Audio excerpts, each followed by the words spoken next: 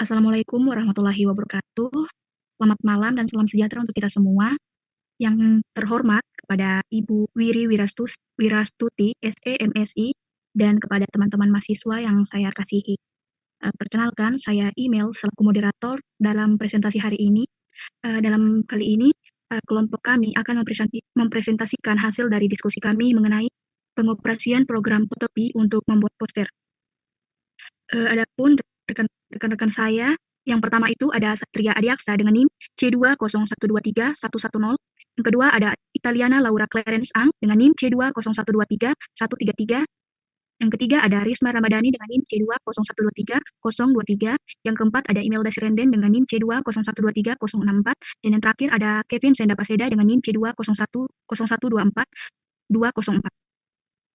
Baiklah, langsung saja kita ke materi yang pertama yang akan dibawakan oleh Kevin Senda Paseda mengenai Photopea, alternatif gratis berbasis web, dan keunggulan Photopea. Kepada Kevin, saya silakan.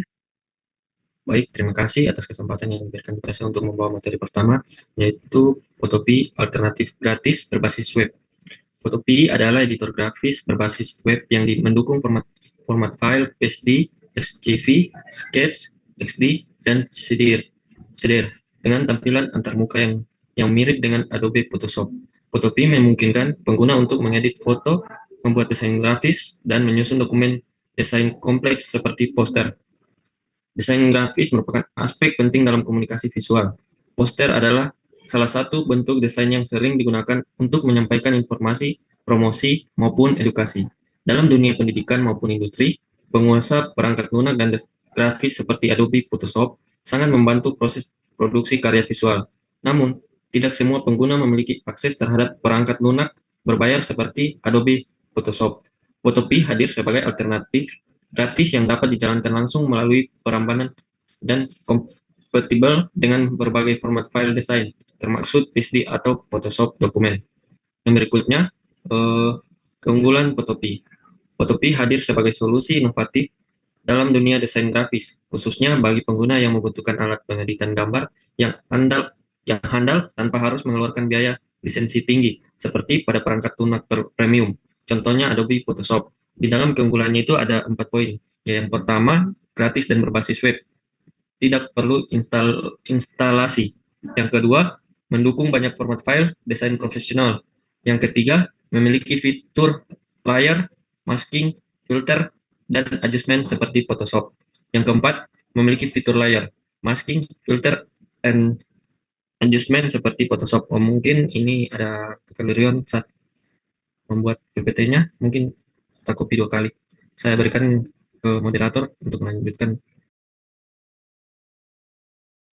Baik, itu tadi ya presentasi dari Kevin. Selanjutnya, materi yang kedua mengenai alur kerja membuat poster di Photopea. Saya serahkan ke Satria Adiaksa untuk mempresentasikannya. Saya silakan. Nah, di sini saya akan menjelaskan tentang alur kerja membuat poster di Photopea. Langkah-langkah pembuatan poster di Photopea itu meliputi yang pertama, yaitu membuat dokumen baru. Nah, langkah-langkahnya itu pertama, kita harus buka situs Photopea di www.photopea.com.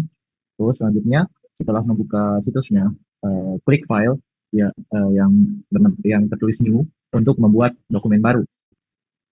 Terus pilih ukuran poster, misalnya A3 banding 297 kali 420 mm. Selanjutnya, atur resolusi minimal 300 dpi.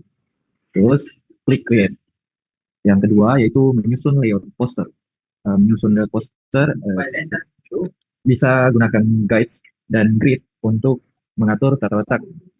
Terus, tetapkan zona teks, gambar, dan elemen visual lainnya. Yang ketiga, langkahnya yaitu menambahkan gambar dan elemen visual. Gunakan file, terus klik open and place untuk menambahkan gambar. Setelah itu, gunakan transform tool, keywordnya itu Ctrl plus T atau plus T untuk mengatur posisi dan ukuran. Selanjutnya, terapkan efek visual seperti drop shadow. Langkah keempatnya ada menambahkan dan mengatur teks. Gunakan text tool, keywordnya itu huruf T, untuk menambahkan teks. Selanjutnya, gunakan font yang sesuai dengan tema poster yang diinginkan. Terus, atur hierarki teks seperti judul, subjudul, dan isinya.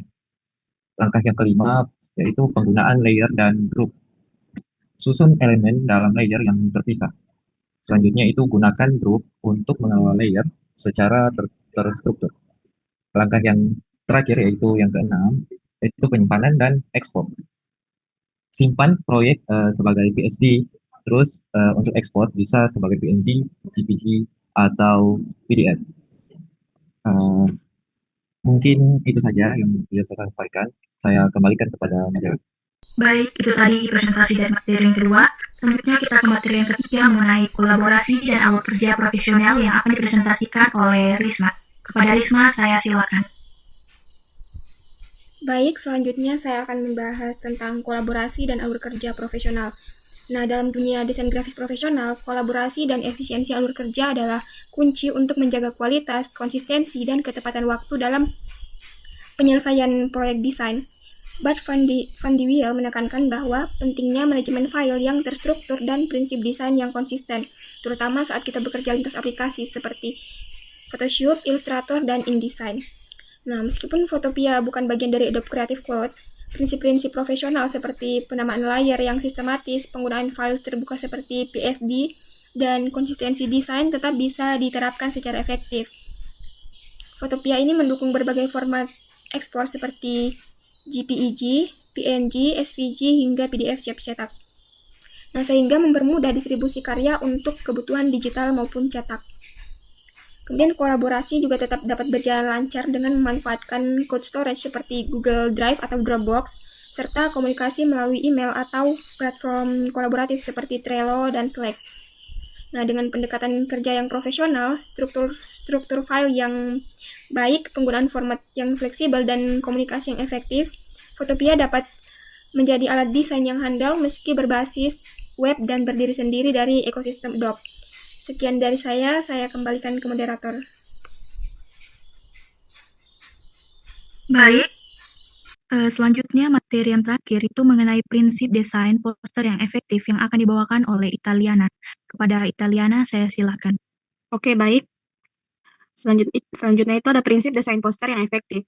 Prinsip desain poster yang efektif itu ada 5. Yang pertama, keseimbangan. Keseimbangan visual dicapai dengan mengatur elemen-elemen desain agar tidak terlalu berat di satu sisi saja. Keseimbangan dapat bersifat simetris, elemen tersebar merata, atau asimetris, elemen berbeda tetapi tetap terasa stabil. Penerapan keseimbangan membantu mata pembaca bergerak dengan nyaman menyusuri isi poster. Yang kedua itu ada kontras. Kontras digunakan untuk menciptakan titik fokus dalam desain. Ini bisa dilakukan melalui warna, ukuran, jenis huruf, atau bentuk. Misalnya, judul dapat dibuat jauh lebih besar dari teks pendukung atau menggunakan warna yang menonjol agar mudah dibaca dari kejauhan. Yang ketiga ada keselarasan. Keselarasan memastikan semua elemen desain terhubung secara visual, menciptakan keterpaduan dan keteraturan. Elemen yang disejajarkan secara konsisten akan membantu mata pembaca secara alami. Yang keempat itu ada hierarki visual. Hierarki visual memengaruhi bagaimana pembaca mengakses informasi. Elemen yang paling penting seperti judul atau ajakan bertindak harus lebih menonjol dari elemen lain. Ini bisa dicapai dengan perbedaan ukuran font, warna, posisi, atau gaya. Hierarki yang baik membantu pembaca memahami isi poster hanya dalam beberapa detik. Terus yang terakhir itu ada konsistensi.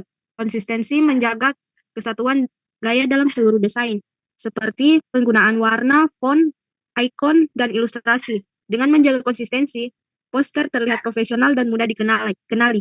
Hal ini juga penting jika desain poster merupakan bagian dari kampanye visual yang lebih luas, seperti promosi, acara, atau identitas merek. Dengan mengintegrasikan prinsip-prinsip ini secara efektif, poster tidak hanya akan menarik secara visual, tetapi juga mampu menyampaikan pesan secara efisien. Prinsip-prinsip ini dapat diterapkan dengan baik menggunakan alat seperti Photopea yang mendukung fitur desain kompleks seperti grid, layer, dan pengaturan tipografi. Sekian dari saya, selanjutnya saya kembalikan kepada moderator. Baik, itulah tadi presentasi dari materi kami. Selanjutnya yang akan dilanjutkan dengan demo aplikasi. Oke, baik, jadi untuk demo kali ini, saya tidak akan mendemokan cara pembuatan poster, karena pembuatan poster itu kurang efektif kalau dilakukan di ponsel. Jadi kali ini saya akan melakukan demo mengenai mockup. Jadi sebelum itu saya akan menjelaskan sedikit apa itu mockup. Jadi mockup ini adalah representasi visual dari suatu desain yang digunakan untuk menunjukkan bagaimana desain tersebut akan terlihat dalam konteks nyata. Biasanya digunakan dalam dunia desain grafis, branding, dan pemasaran untuk menampilkan logo. Kemasan produk, website, atau aplikasi pada objek fisik seperti kaos, atau botol, atau papan reklame, atau layar perangkat. Jadi misalnya itu jika kayak teman-teman mau mendesain logo untuk sebuah merek kopi. Nah, teman-teman itu bisa menempatkan logo itu di atas mockup cangkir kopi agar klien bisa membayangkan tampilannya di dunia nyata. Jadi, mockup ini bisa berupa gambar statis, jadi biasanya itu dalam format PSD dengan fitur Smart Object, atau juga bisa dibuat secara digital melalui platform seperti Placeit.